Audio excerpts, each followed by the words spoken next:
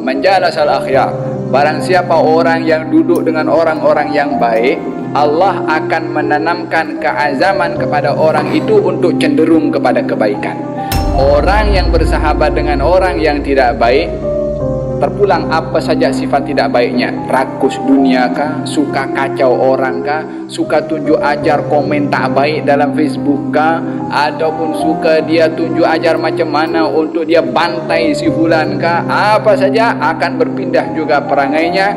Ini namanya al-amrad al-mu'diyah, penyakit-penyakit perangai yang menular.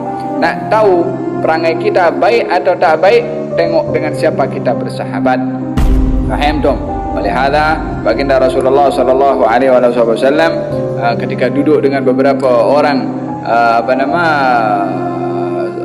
kaum musyrikin, ketika ingin bercerita tentang perkara-perkara yang baik, bila mana mereka bercakap tentang perkara-perkara yang tak baik, Allah Subhanahu wa taala berfirman, "Fala taq'udu ma'ahum hatta yakhudu fi haditsin ghairi." Jangan kamu duduk bersama dengan mereka sehingga mereka cakap benda yang lain.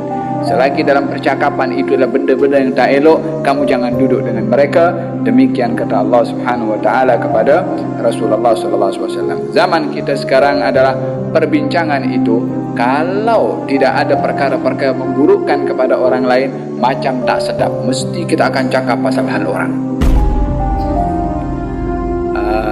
Faham dong? Kita adalah berusaha untuk menjadikan majlis-majlis yang kita duduk di situ adalah majlis yang mengingatkan kita kepada Allah Subhanahu wa taala.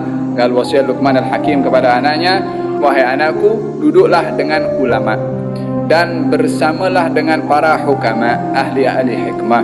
Sesungguhnya Allah akan menghidupkan hati seseorang dengan cahaya ilmu, seperti mana Allah Subhanahu wa taala akan menghidupkan bumi ini dengan turunnya hujan." Kita selalu diperdengarkan tentang satu hadis Nabi SAW berkenaan dengan orang yang duduk dengan orang yang baik. Orang duduk dengan orang yang baik. Humul qaumul ladzi la yashqa bihim jalisuhum. Mereka orang yang duduk bersama dengan orang yang baik tidak akan dihampakan oleh Allah Subhanahu wa taala. Duduk saja dengan orang yang baik tidak dihampakan oleh Allah, akan dapat berkat yang didapat oleh orang yang baik walaupun dia orang tak baik. Ini hadis Nabi sallallahu alaihi wasallam yang tidak bercakap kecuali wahyu dari Allah Subhanahu wa taala, yang tidak bercakap kecuali benar, dan tidak ada yang lebih benar perkataan manusia lebih benar daripada Rasulullah yang menuntut percakapan yang benar ini mempercayai daripada kita, kepercayaan kita kepada percakapan Rasulullah sallallahu alaihi wasallam. Di hadis tadi dikatakan malaikat itu kembali kepada Allah, ditanya oleh Allah, "Bagaimana kamu tinggalkan hambaku?" Dijawab, "Mereka sedang berzikir kepadamu wahai Allah." Kemudian Allah berfirman, "Wahai malaikat, semua yang duduk tu dalam majlis zikir, majlis ilmu, aku ampunkan semuanya." Malaikat berkata, "Ya Allah, di situ ada orang datang ke majlis itu, majlis baik, majlis ilmu, majlis zikir.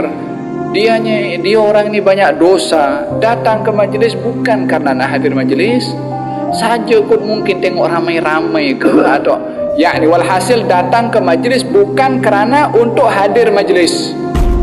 Apa sebabnya? Allahu alam. Sebab dunia ke, sebab nak jumpa dengan orang ke, sebab fudul ke, nak tengok apa dalam tempat itu ke, walhasil sebabnya bukan lillahi ta'ala, bukan kerana Allah Subhanahu wa taala. Datang bukan sebab majlis. Adakah diampunkan juga wahai Allah seperti mana yang lain datang kerana majlis? Allah menjawab, "Walahu qad ghafartu." Dia pun ku ampunkan. Pasal apa diampunkan ya Allah? Humul qaumul ladzi la yashqa bihim jalisuhum. Sebab mereka orang-orang yang kuampunkan tu, mereka yang duduk, yang hadir kerana untuk majlis itu adalah orang-orang yang tak akan binasa, yang tak akan hina, yang tak akan hampa orang lain duduk dengan mereka walaupun niatnya tak baik. Ini duduknya saja, apalagi bersahabat, apalagi dia akrab.